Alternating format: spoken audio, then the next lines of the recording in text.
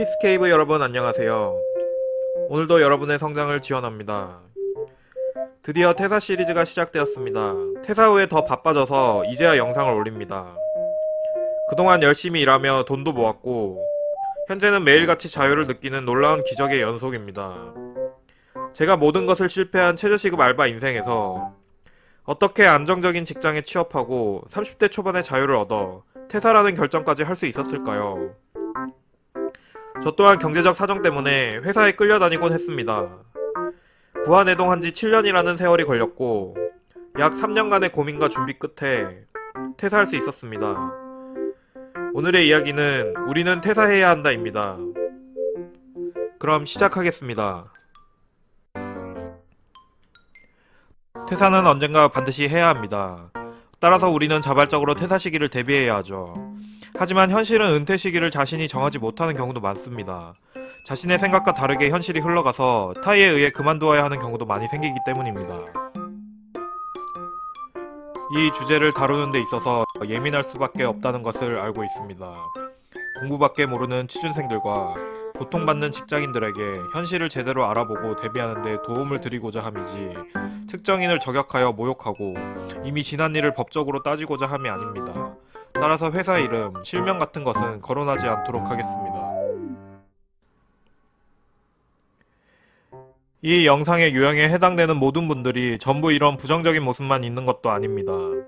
당연히 장단점이 있고 일부 잘 챙겨주시고 본받을 만한 점도 분명 존재합니다. 불편할 수 있습니다. 하지만 스스로 양심적으로 불편한 점이 있다면 자신을 한번 돌아봐 주시길 바랍니다. 자신이 정말 이렇게 행동하고 있진 않은지, 그것이 타인에게 얼마나 심각한 피해일지, 이번 기회에 자신을 성찰하고 주변을 도와주신다면 이제 사회를 적응해야 되는 취업준비생들과 어려움을 겪고 있는 직장인들에게 도움이 될 것 같습니다.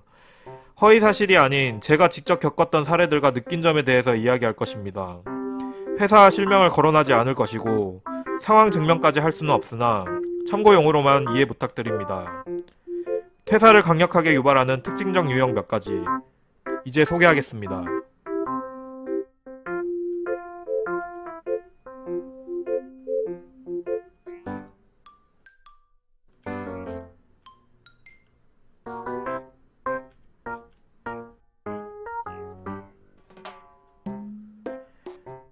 퇴사에 대한 고찰을 시작하기에 앞서 잠시 우리가 취업을 하는 이유는 무엇인지 먼저 생각해볼 필요가 있다. 첫째로 돈을 벌어 본인과 가족의 생활의 안정과 개인의 행복한 삶을 영위하기 위함이고, 둘째로 업무에 따른 보람으로 자아를 실현하고 사회에 기여하기 위함일 것이다. 마지막으로 원하는 시기까지 안정적으로 일을 하고 은퇴 후 편안한 노후와 여생을 대비하기 위해서 우리는 구직 활동을 하게 된다. 그런데 이와 같은 취업의 이유가 이미 모두 충족되었거나 반대로 어느 하나라도 제대로 충족이 안 될 경우엔 어떻게 해야 할까? 아마 퇴사를 하거나 다른 일을 생각해보게 될 것이다. 수동적 퇴사 중에는 반강제적 명예퇴직, 정년퇴직 등 특정 상황과 시기에 맞물리는 것들도 있지만 직장생활의 인간관계 자체에서 퇴사를 유발하는 조직 문화의 한계가 존재한다. 인간관계는 직장을 다닌다면 누구나 그 암 걸리는 문화를 필연적으로 겪을 수밖에 없는데, 마음이 여리고 타인에게 피해를 주기 싫어하는 내성적인 사람들에겐 이것을 극복하기가 정말로 쉽지 않다. 평등한 인간으로서의 관계가 조직 문화에 흡수당하기 시작하면 퇴사 충동은 기본이고 격렬한 감정 소모와 극단적 선택까지 초래될 수 있다. 때문에 취업을 준비하고 있거나 직장생활이 너무나 힘겨운 분들은 퇴사를 유발하는 유형들을 미리 파악하고 현실적으로 극복할 방법을 알아둔다면 분명 도움이 될 것이다. 퇴사를 유발하는 직접 경험했던 사례들을 소개해드리겠다. 먼저 인간에 의한 퇴사 유발형이다. 답정너 유형. 내가 무슨 생각을 가지고 있든 원하는 말은 정해져 있다. 반대를 할 경우 보복한다. 군조교 유형. 법과 회사 내규는 공식적 자리에서만 해당된다. 아랫사람에겐 권한을 초과한 행위가 허용된다. 조직 부적응자 유형. 자기만 생각한다. 맥락적 사고를 하지 않고 무조건 신고 절차를 찾아본다. 선배가 되었을 땐 더 대우받으려 한다. 뺀질이 유형. 할 듯 말 듯 업무를 미루거나 일을 더 어렵게 한 번 더 꼰다. 협조의 개념이 없다. 반역자 유형, 무리를 형성하고 윗사람을 제외시키는 행동으로 대책 없는 공격을 한다. 19금 유형, 음란한 대화로 분위기를 더럽고 불쾌하게 만든다. 성별 갈등 유형, 모든 문제를 상식 밖의 성별 프레임으로 끌고 온다. 양아치 유형, 욕설, 폭행 등 사실상 범죄자인 부류, 강자에게 빌붙고 이간질과 책임 회피를 주로 한다. 트집쟁이 유형, 성과 인정은 없고 트집만 잡는다. 문제가 없다면 만들어낸다. 마초 유형, 맥락적 사고를 하지 못하고 무력으로만 힘을 과시하려 한다. 비인간적 기계 유형, 직원을 일하는 기계로만 취급한다. 끊임없이 업무를 퍼붓는다. 알아서 퇴사하면 새로운 부품으로 갈아 끼우면 된다는 식으로 행동한다. 헛똑똑이 유형, 업무 초반 성실히 임하여 좋은 대우를 받는데 곧 오만해진다. 그동안 자신을 교육해주고 적응을 도와준 사람을 무시하고 얕보기 시작한다. 피곤한 승부사 유형, 거의 매사를 전투 수준으로 여긴다. 보잘것없는 일도 무조건 다 이겨야 한다. 누가 더 개고생을 했고 예민한지에 대해 항상 대결을 한다. 바보 유형, 주객이 전도되어 자기 잘못은 무시하고 윗사람을 꼰대 취급만 한다거나 알바생이 정규 직원에게 업무 지시를 하는 등 입장을 이해하려 하지 않거나 정말로 아예 못하는 경우이다. 열정페이 유형, 불법적 계약 조건 변경, 초과 근무 수당 없음, 휴가 사용 제한 등을 시전한다. 사기꾼 유형, 종교, 유흥, 범죄 등으로 먹잇감을 유혹하고 함정을 파 피해를 준다. 좀비 유형, 타인에 대한 선동을 필터 없이 믿어버린다. 사실관계는 중요하지 않으며 정치적으로 물어뜯기만 한다. 다음은 인간 문제가 아닌 퇴사 유발 유형이다. 여러가지 유형들이 있겠지만 가장 강력하게 느꼈던 사례 몇 가지를 소개한다. 미리 참고하여 대비하면 좋을 것이다. 최저시급 유형, 알바부터 정규직까지 법정 최저시급이라는 인상이 사회 밑바닥이라는 기분이 강하다. 계약직 유형, 정규직으로 전환되어야 한다는 의지 자체가 사람을 기운 빠지게 한다. 계약기간도 다 못 채우는 경우도 많다. 교대 근무 유형, 반복적으로 밤낮이 바뀐다. 휴일이 쉬지 않은 것처럼 느껴진다. 건강이 나빠짐을 느끼게 된다. 주 5일 주간근무 직장인과 다른 삶을 산다는 괴리감도 느껴진다. 위험한 환경 유형, 위험한 상황, 기계, 화학물질에 안전사고 발생 가능성이 높은 근무 환경이다.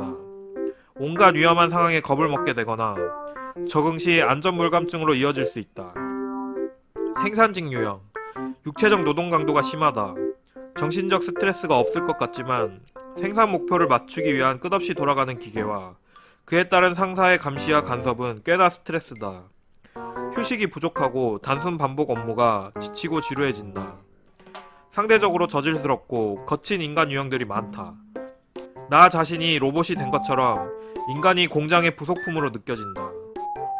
외주업체 유형, 아웃소싱 업체 외주업체는 전문성보다는 허드렛 일이라는 느낌이 너무 강하다. 사업의 주체성을 거의 느낄 수 없다. 자신이 일하는 장소에 소속감이 생기지 않는다. 주말 특근, 잔업 등에 반강제적으로 참여할 수밖에 없고 오로지 돈만 생각하며 일을 하게 된다. 사무직 유형, 회사에서 의사결정을 할 때 직급을 벗어날 수 없는 한계가 있다. 상대적으로 낮은 연봉으로 삶의 발전이 더디게 느껴진다. 정해져 있는 연봉 인상률로 연봉 협상이 아닌 통보가 진행된다. 발전 없이 반복되는 업무에 지겨움이 생기고 일은 계속해서 늘어간다. 직원 간 업무 비협조, 내로남불 상사와 편파적인 중립, 일 떠넘기기, 책임 폭탄 돌리기, 프레임 씌우기 등 온갖 사내 정치가 난무한다.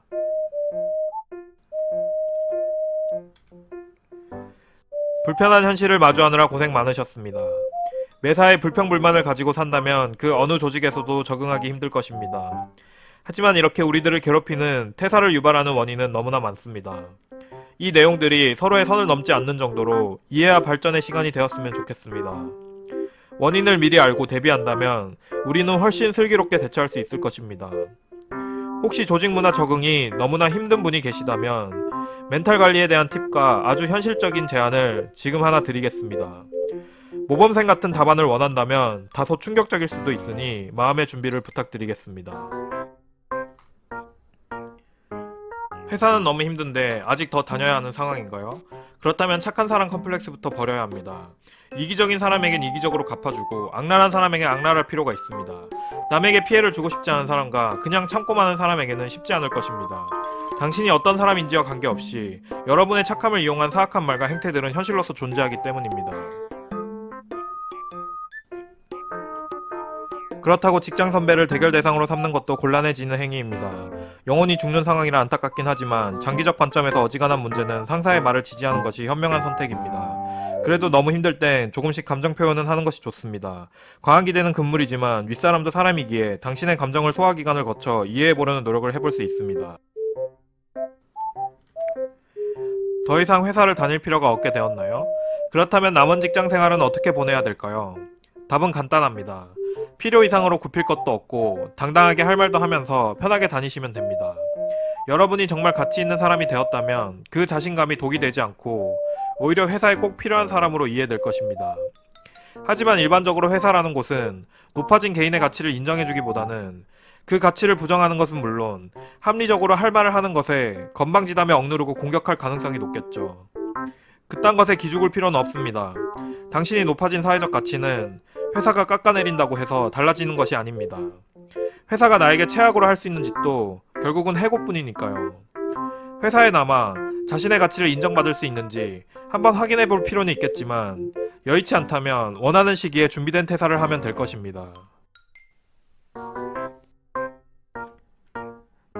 지금까지 퇴사를 유발하는 유형들과 그 대처법에 대해서 알아보았습니다. 간과하지 말아야 할 점들을 언급하고 마치겠습니다. 모든 직장과 인간이 단점만 존재하는 것은 아닙니다. 모든 것엔 장단점이 함께하기 때문에 이 내용을 잘못 이해하고 착각해서도 안됩니다. 직장 생활을 잘 하려면 첫 번째로 업무 파악과 기본적인 실력을 쌓는 게 무엇보다 최우선입니다. 두 번째로는 성실한 자세로 자신이 할 수 있는 직무 능력을 높이고 영역을 넓혀가는 것이 중요합니다. 이 두 가지가 기본이 되고 나서야 착하게만 살지 말라는 문제의 세 번째 사내 정치 영역이라 할 수 있습니다. 정치질 따위 원하지도 않고 관심이 없을 수도 있겠지만 여러분도 결국은 피해갈 수 없습니다. 지금 너무 고통스럽고 힘들다면 타인의 교묘한 가스라이팅에 당하고 있는 것일 수 있습니다.